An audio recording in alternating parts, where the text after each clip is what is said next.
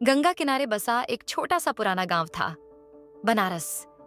जैसे ही शाम ढलती, पूरा गांव एक रहस्यमयी खुशबू से भर जाता था। वो खुशबू आती थी एक पुरानी दुकान से।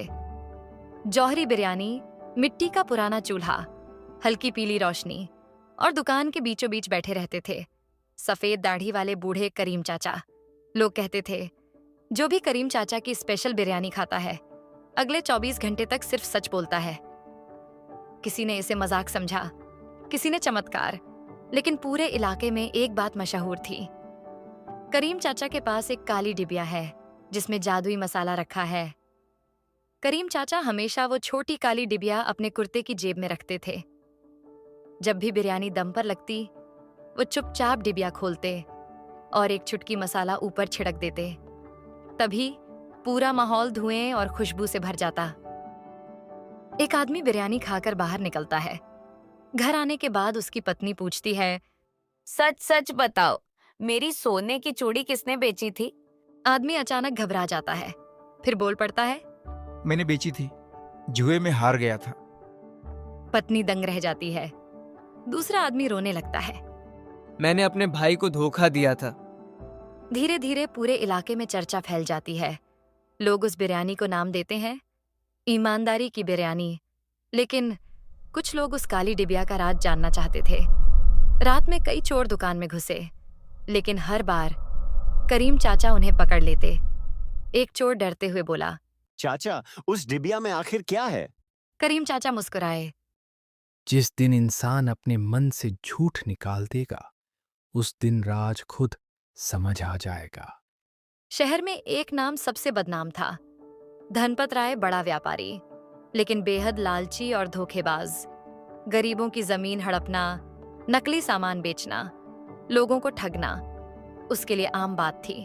एक दिन वह अपने आदमियों के साथ जौहरी बिरयानी पहुंचता है। पूरा बाजार शांत हो जाता है।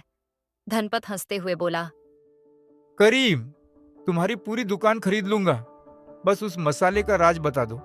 करीम चाचा शांत रहे। उन्होंने धीरे धीरे बिरयानी पर दम लगाया, फिर बोले, राज खरीदने से नहीं मिलता साहब, समझने से मिलता है। धनपत गुस्से में बोला, आज रात तक वो डिबिया मेरी होगी। करीम चाचा मुस्कुराए। तो आज रात पुरानी हवेली के पीछे आइए, राज खुद खुल जाएगा। आधी रात, पुरानी हवेली, टूटी दीवारें, जलते दिए और अंधेरे में चलता धनपत राय। उसके आदमी डर रहे थे। अचानक घर्रर चक्की चलने की आवाज गूंजती है। धनपत धीरे धीरे अंदर जाता है और जो देखता है उसे देखकर हैरान रह जाता है। कोई जादुई जड़ी बूटी नहीं, कोई तंत्र मंत्र नहीं। करीम चाचा जमीन पर बैठकर मसाले पीस रहे थे। धनिया दाना, शाही जीरा, जावित्री, पत्थर के फूल, सूखी लाल मिर्च, पूरी हवेली मसालों की खुशबू से भरी थी। धनपत चिल्लाया, बस इतना ही? यही है तुम्हारा जादू? करीम चाचा मुस्कुराए, लेकिन तभी धनपत की नजर एक पुरानी डायरी पर पड़ती है। उसमें लिखा था, सच्चाई का स्वाद। धनपत के चेहरे का रंग बदल जाता है। करीम चाचा धीरे धीरे बोले, साहब, इस मसाले में कोई जादू नहीं। धनपत हैरान होकर पूछता है, फिर लोग सच क्यों बोलते हैं? करीम चाचा चक्की रोकते हैं, फिर कहते हैं, क्योंकि मैं बिरयानी में नमक नहीं डालता।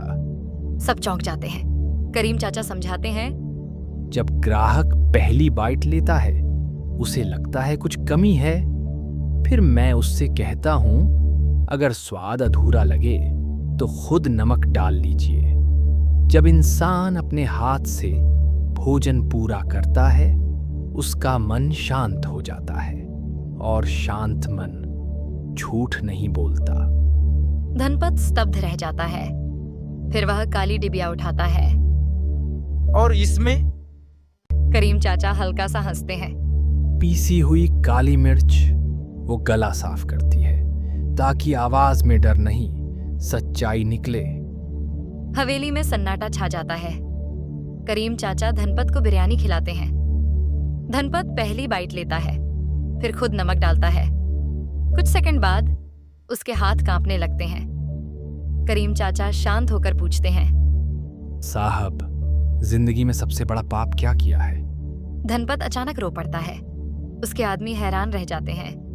धनपत चीखते हुए बोलता है, मैंने गरीबों की जमीन छीनी, नकली दवाइयां बेची, लोगों की जिंदगी बर्बाद की। अगली सुबह धनपत राय बाजार में आता है। सब लोग डर जाते हैं, लेकिन इस बार वह गरीबों के कागज लौटाने लगता है। दुकानदार हैरान थे। वह सबके सामने बोलता है, करीम चाचा की बिरयानी में जादू नहीं, इंसानियत है।